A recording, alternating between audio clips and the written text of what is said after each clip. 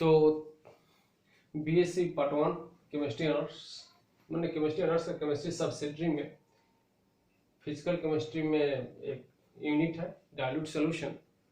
तो dilute solution पे हम कुछ वीडियो बना दिए हैं। इस वीडियो में हम लोग देखेंगे एलिवेशन ऑफ बॉइलिंग पॉइंट और डिप्रेशन ऑफ फ्रीजिंग पॉइंट, दो चीज़ों को इस वीडियो में हम लोग कंसिडर करेंगे, देखेंगे। तो फर्स्ट बात हम लोग देखते हैं कि बॉइलिंग पॉइंट क्या होता है। फर्स्ट टॉपिक है बॉइलिंग पॉइंट। तो इसको समझे हम लोग, बॉइलिंग पॉइंट क्या होता है।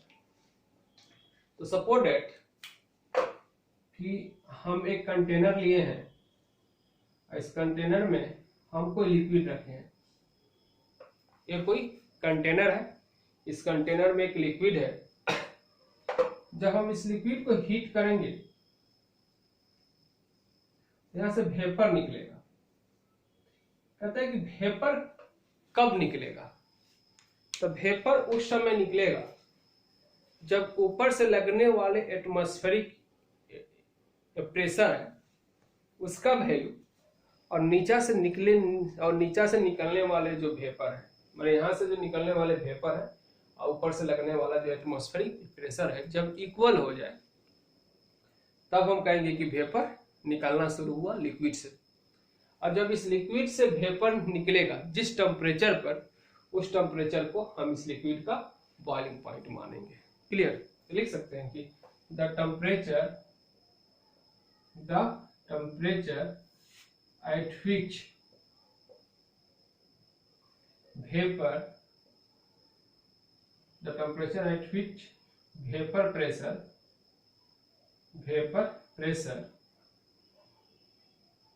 of liquid become equal to atmospheric pressure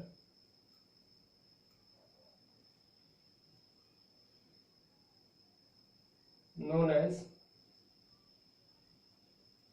boiling point of the liquid। कहता है कि वह टेम्परेचर, जिस टेम्परेचर पर किसी लिक्विड का वेपर प्रेशर एटमॉस्फेरिक प्रेशर के बराबर हो जाए, उस टेम्परेचर को उस लिक्विड का बॉइलिंग पॉइंट कहते हैं। क्लियर? तो आई फील बॉइलिंग पॉइंट समझ गए हैं। अब हम इसमें क्या करते हैं, इसमें हम थोड़ा सा सॉल्यूट डाल देते हैं, non volatile solute.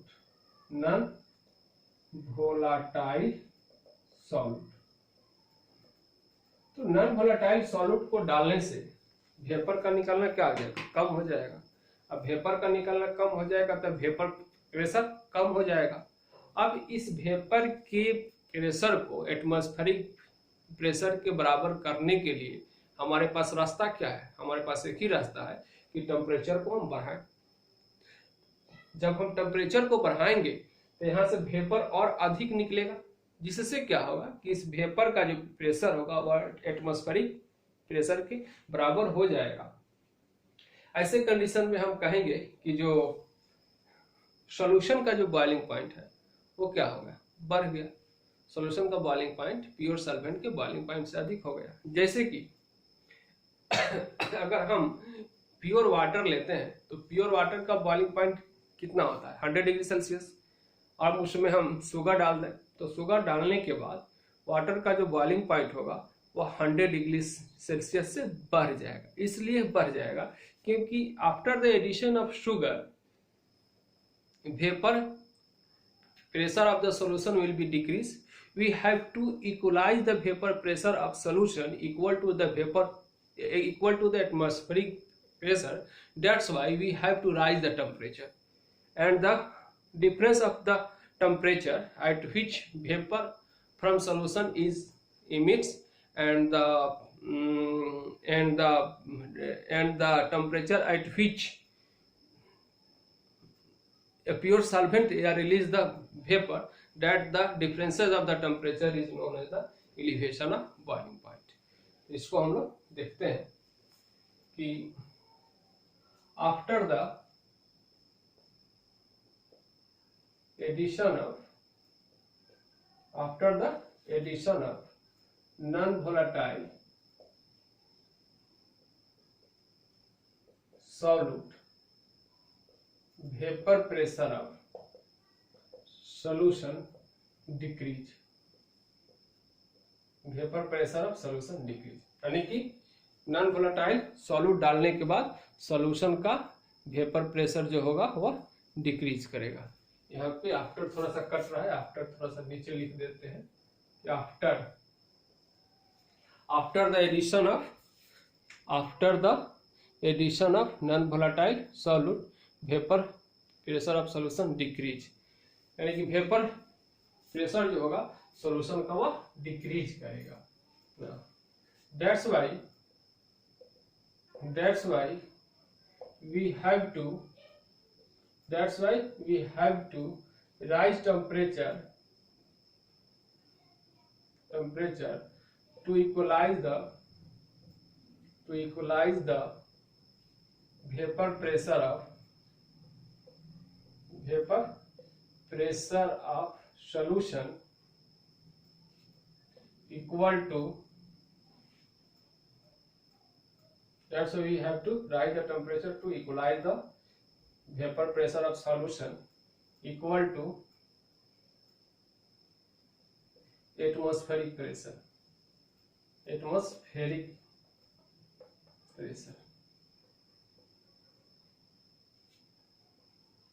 Hence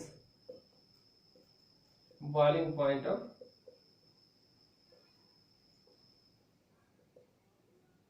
solution increase। होगा क्या कि नॉन वोलेटाइल सॉल्यूट डालने के बाद सॉल्यूशन का वेपर प्रेशर डिक्रीज हो जाएगा। अब इस वेपर प्रेशर को एटमॉस्फेरिक प्रेशर के बराबर करने के लिए हमको टेम्परेचर को बढ़ाना पड़ेगा, और जैसे ही टेम्परेचर हम बढ़ाएंगे सॉल्यूशन का जो बॉइलिंग पॉइंट होगा वो बढ़ जाएगा। क्लियर? इस बात को मैथमेटिकल समझते हैं कि let boiling point of pure liquid या प्योर सॉल्वेंट लिखते हैं, इसको हम T0B मानते हैं। अब boiling point of solution equal to TB मानते हैं। डेरिवेशन ऑफ बॉइलिंग पॉइंट क्या होगा, डेल्टा टीबी मानते हैं, दोनों का डिफरेंस है, तो delta TB will be equal to TB minus T0, TB minus T0B। Clear?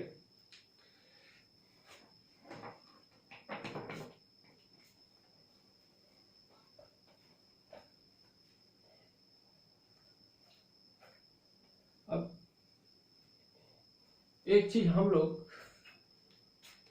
कर सकते हैं कि as well as moles of solute increase in solution, vapor pressure of solution decrease। That's why we have to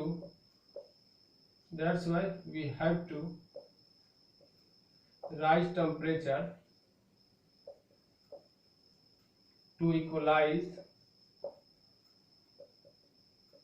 vapor pressure of solution equal to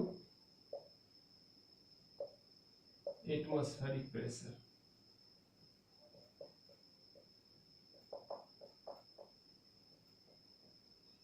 atmospheric pressure. यानी इस basis पे हम एक बात हम कह सकते हैं ना कि जितना ही अधिक सॉल्यूट का मोल्स इंक्रीज करेगा, सॉल्यूशन का जो वेपर प्रेशर डिक्रीज होगा, यानी कि उतना ही अधिक हमको टेम्परेचर को बढ़ाना पड़ेगा। तो यहाँ पे इसका तो वैल्यू क्या है, फिक्स है। किसी भी अगर प्योर सॉल्वेंट होगा तो उसका तो बॉइलिंग पॉइंट फिक्स होगा, यानी जब टीबी बढ़ते जाएगा तो इसका वैल्यू फिक्स है, और टीबी का वैल्यू बढ़ते जाए तो क्या होगा, डेल्टा टीबी का वैल्यू बढ़ेगा। यानी क्या एज अ होल इस बेसिस पे हम कह सकते हैं ना कि delta TB is the directly proportional molality, क्योंकि मोल्स हम बढ़ा रहे हैं सॉल्यूट का ना। क्लियर? तो कहता है कि on the basis of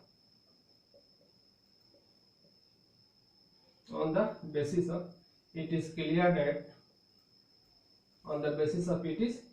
that on rising moles of solute in a particular amount of solvent,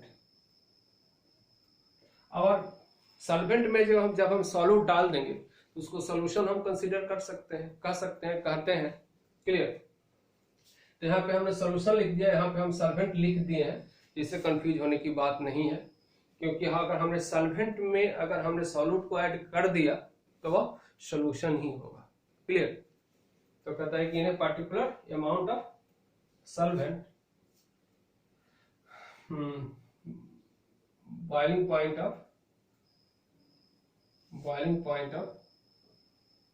अब यहाँ पे सॉल्यूशन लिखने जा रहे हैं, boiling point of solution increase, क्योंकि बात वही हुआ कि चीनी लिए, उसमें हमने शुगर डाला, तो सॉरी वाटर लिए, उसमें हमने शुगर डाला, तो वाटर का जो मास होगा वो तो जेम का 3 ही होगा।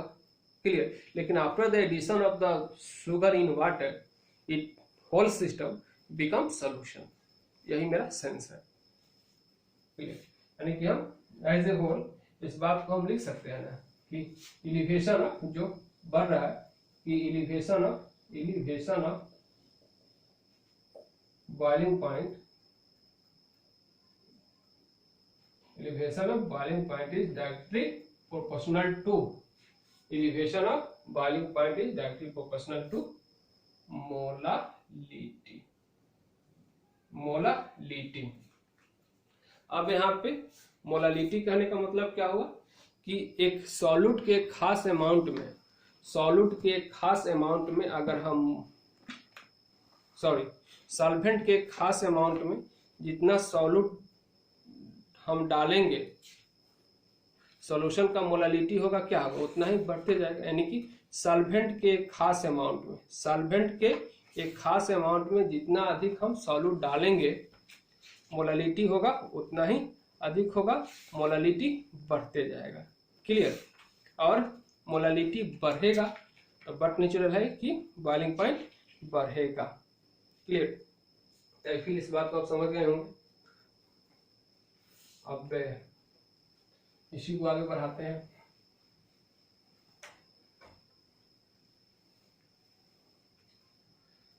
यानी कि हम लिख सकते हैं कि delta TB directly proportional molality.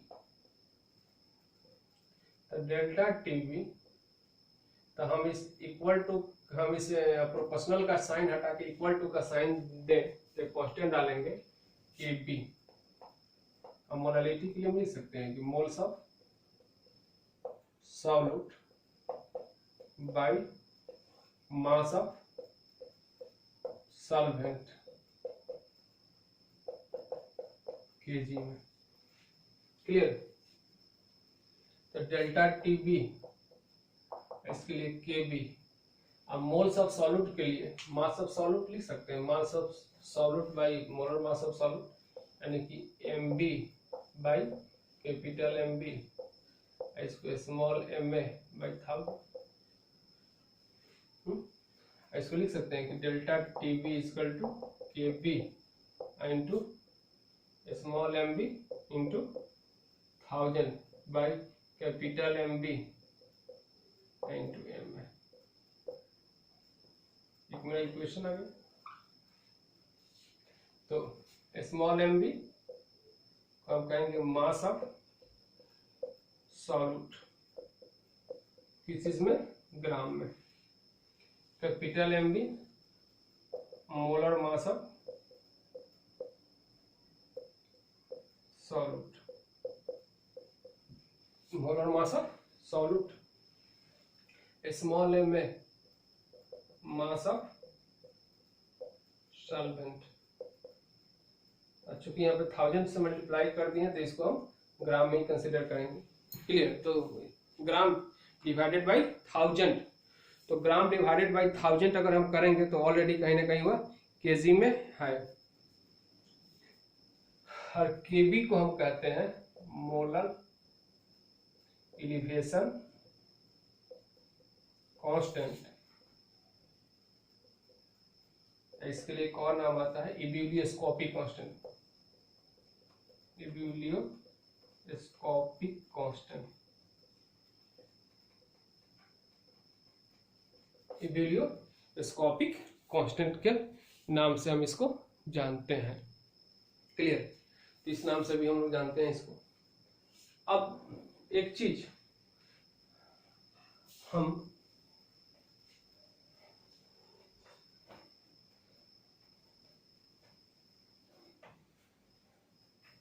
यहां पर देखें तो हम लिख सकते हैं ना कि M B is equal to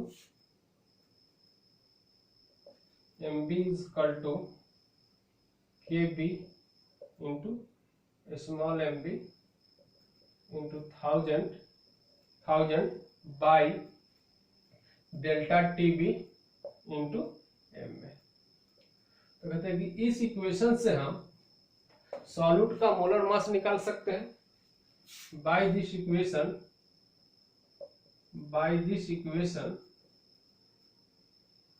we can calculate molar mass of solute। इस इक्वेशन के बेसिस पे हम सॉल्यूट का मोलर मास डिटरमाइन कर सकते हैं। क्लियर। अब एक हमारा बात आया केबी, तो थोड़ा सा हम केबी पे फोकस करते हैं। चलिए इसको हटाते हैं। तो केबी, तो definition and unit of KB,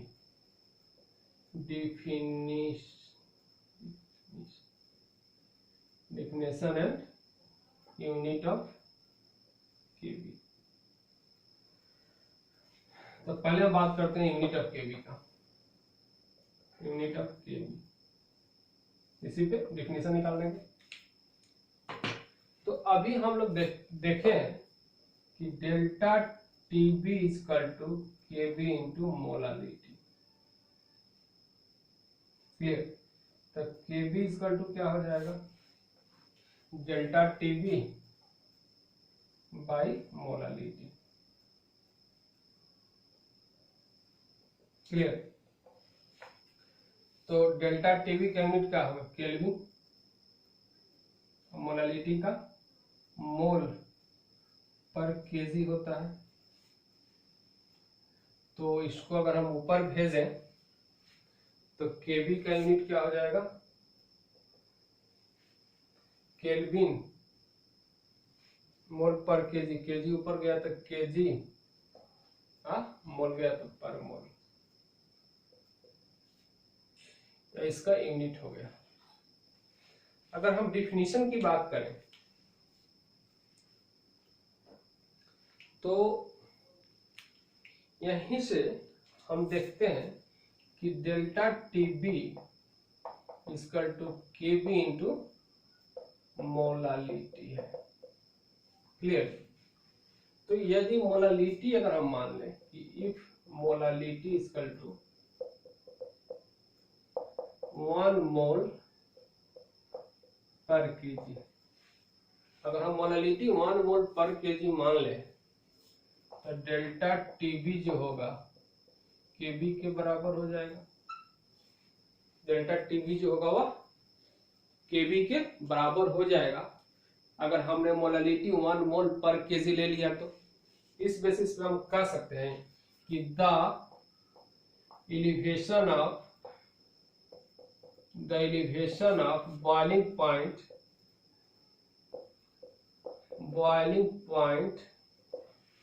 the elevation of boiling point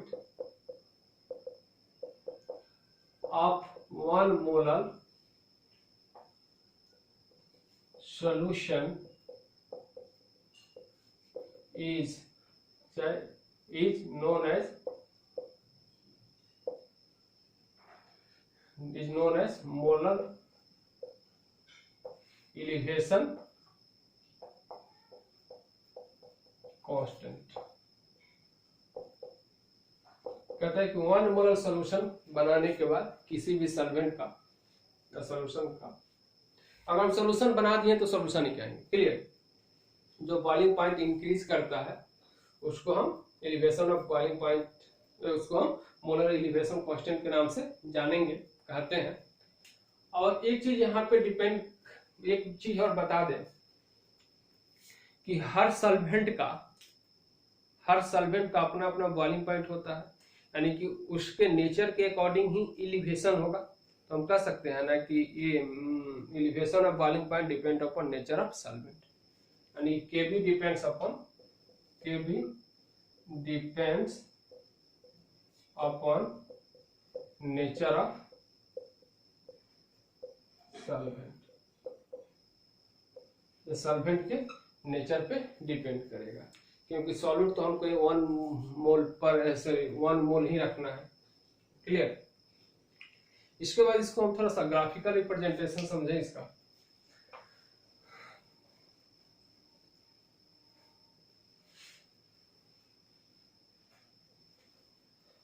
हम ग्राफिकल रिप्रेजेंटेशन समझें तो यहां पे अगर हम वेपर प्रेशर लें इस एक्सिस पे और इस एक्सिस पे टेम्परेचर लें। क्लियर? इस एक्सिस पे वेपर प्रेशर, इस एक्सिस पे टेम्परेचर। अगर यह जो प्रेशर है वह 1 atm का है, 1 एटमॉस्फेरिक प्रेशर है, तो 1 एटमॉस्फेरिक प्रेशर है इसका, तो हमको जो कुछ भी प्रेशर है वह 1 atm करेंगे तभी उसका बॉइलिंग पॉइंट होगा। तो अगर हम कोई प्योर सॉल्वेंट ले गए हैं, ये क्या है? प्योर सॉल्वेंट, तो इसका कम ही टेम्परेचर पे इससे इतना वेपर निकलेगा कि 1 atm के बराबर हो जाएगा। लेकिन जैसे ही हमने इसका सॉल्यूशन बना दिया,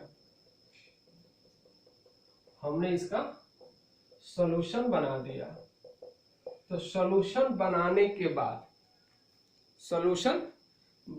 के बाद अब उसका वेपर प्रेशर कम हो चुका है, तो ऐसे कंडीशन में हमको टेम्परेचर बढ़ाना पड़ेगा ताकि इसका वेपर प्रेशर अधिक वेपर निकले और वेपर प्रेशर 1 atm के बराबर हो जाए, तो टेम्परेचर बढ़ाना पड़ेगा। तो ये जो टेम्परेचर का जो डिफरेंसेस होगा, this is delta TB,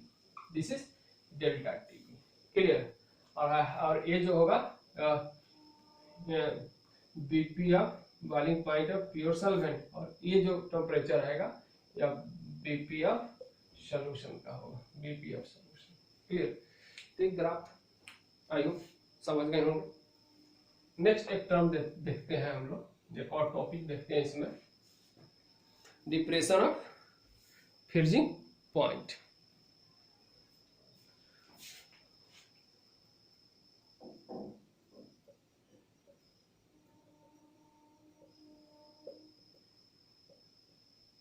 depression of freezing point. तो सबसे फर्स्ट बात हुआ कि फ्रीजिंग पॉइंट किसे कहेंगे।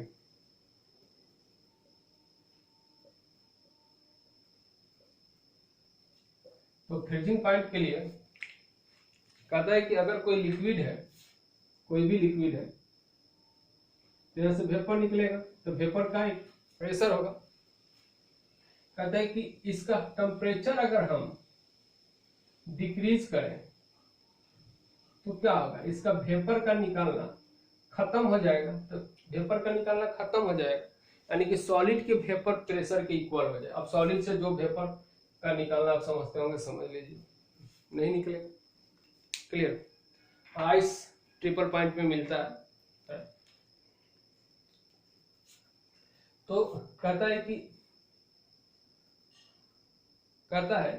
कि अगर ये सॉलिड के वेपर प्रेशर के बराबर हो जाए, यानी कि जिस टेम्परेचर पे किसी लिक्विड का वेपर प्रेशर सॉलिड के वेपर प्रेशर के बराबर हो जाए, उस टेम्परेचर को हम उसका फ्रीजिंग पॉइंट कहते हैं। क्लियर। तो लिखेंगे कि द टेम्परेचर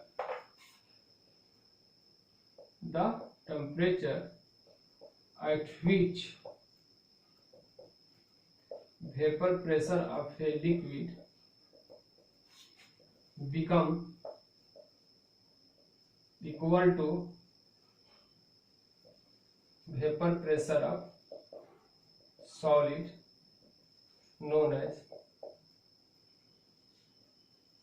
freezing point,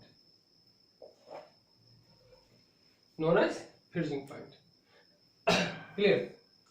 तो और इसमें भी अगर हम नॉन वोलेटाइल सॉल्यूट डाल दें तो वेपर का निकलना क्या हो जाएगा, कम हो जाएगा, यानी कि फ्रीजिंग पॉइंट का डिक्रीज होगा।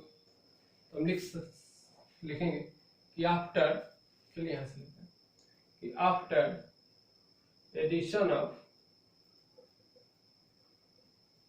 नॉन वोलेटाइल, तो after addition of solute vapour pressure of non volatile solute after addition of non volatile solute vapor pressure of solution decrease। तो vapour pressure of solution decrease होगा, जिससे क्या होगा, freezing point decrease होगा। Vapour pressure of solution decrease, hence freezing point of solution decrease। Clear. इसी type से हम जो एलिवेशन ऑफ बॉइलिंग पॉइंट में देखें वही कहता है कि let freezing point of pure solvent T naught F, the freezing point of solution is equal to TF, the depression of freezing point, depression of freezing point को क्या ले, delta TF। तो डेल्टा TF क्या होगा, T naught F minus TF होगा। Clear. तो delta TF हम लोग लिखेंगे तो हम क्या लिखेंगे, delta TF equal to T naught F minus TF। तो T नॉट F मतलब कि जो उसके प्योर फॉर्म का जो वेपर प्रेशर है, प्योर फॉर्म का जो फ्रीजिंग पॉइंट है, और जो सॉल्यूशन का जो फ्रीजिंग पॉइंट है उसका जो डिफरेंसेस जो हम लोग लेंगे, ये आपका होगा डेल्टा टी। क्लियर।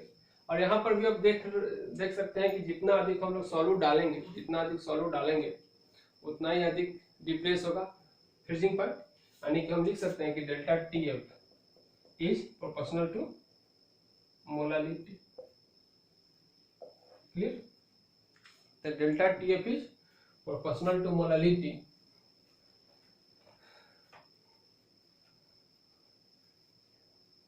यानी कि यहां पे अगर हम delta TF equal to proportional का साइन है कि इक्वल टू का कांस्टेंट है तो कांस्टेंट डालेंगे केफ, और मोलालिटी के लिए लिख सकते हैं ना mv by capital MB into 1000 into mv। Small mv mass of solute, capital MB molar mass of solute, ma mass of solvent, सब ग्राम में। के एफ एक नया टर्म आया तो के फिजिकल टू क्या लिखेंगे, के को हम कहते हैं मोलर डिप्रेशन कांस्टेंट, या फिर एक और नाम से जानते हैं क्रायोस्कोपिक कांस्टेंट, क्रायोस्कोपिक कांस्टेंट। फिर और बाकी सब तो आपका वही है। अगर यहां पर भी अगर बात करें कि यूनिट ऑफ केफ, तो केफ की यूनिट की बात करें तो लिख सकते हैं कि delta TF equal to KF into molality. तो delta TF KF equal to molality, तो if molality equal to 1 mole per KG, तो 1 मोल पर केजी अगर हम मोलालिटी ले लें तो डेल्टा TF जो हो, सॉरी यूनिट का ना बात कर रहे हैं तो इसको हम कहला लिख दिए, तो केफ इक्वल टू क्या होगा डेल्टा TF बाई मोलालिटी के लिए क्या होगा मोल पर केजी, यानी कि इसका यूनिट निकल कर आएगा, इसके लिए केल्विन रख दीजिए, वही यूनिट आता है जो केवी का हो, तो बाई मोल पर केजी, यानी कि यूनिट आपका निकल कर आ गया क्या केल्विन केजी पर मोल। अगर हम इसका डिफिनीशन देखें तो delta TF equal to KF into molality, अगर if molality equal to 1 mole per KG कर दें तो डेल्टा TF जो होगा केफ के बराबर हो जाएगा। तो लिख सकते हैं कि depression of freezing point of a solution having molality 1 mole per kg known as depression of freezing point, sorry known as cryoscopic constant, cryoscopic constant. यहाँ पर भी केफ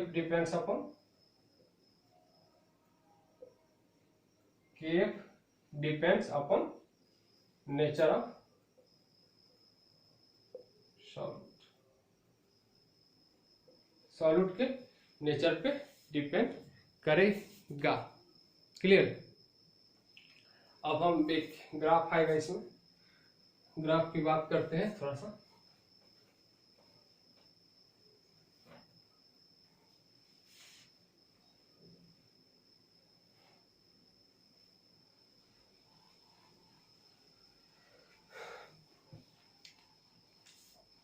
तो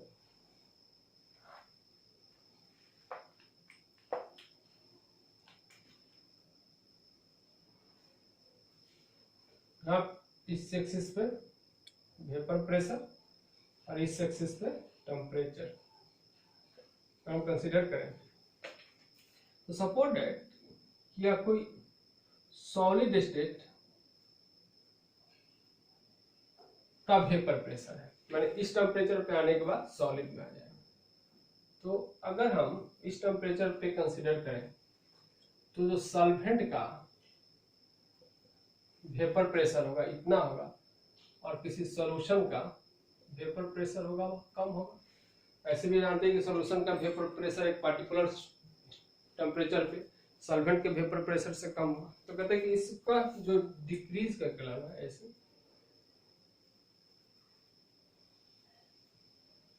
यहाँ इस सॉलिड स्टेट के वेपर प्रेशर के इक्वल। क्लियर? यानी यहाँ पे क्या है, लिक्विड स्टेट में है, और ये जो टेम्परेचर का जो डिफरेंसेस होगा this is a delta T. Clear? तो आई होप ये बात सब समझ में आई होंगी। क्लियर? और इसके बाद जो भी टॉपिक्स है ऑस्मोटिक प्रेशर और एबनॉर्मल मोलर मास वगैरह है, तो एक वीडियो और होगा, उसमें हम उसको खत्म कर देंगे और इसके साथ कोलिगेटिव प्रॉपर्टी आपका समाप्त हो जाएगा। तब तक के लिए थैंक्स।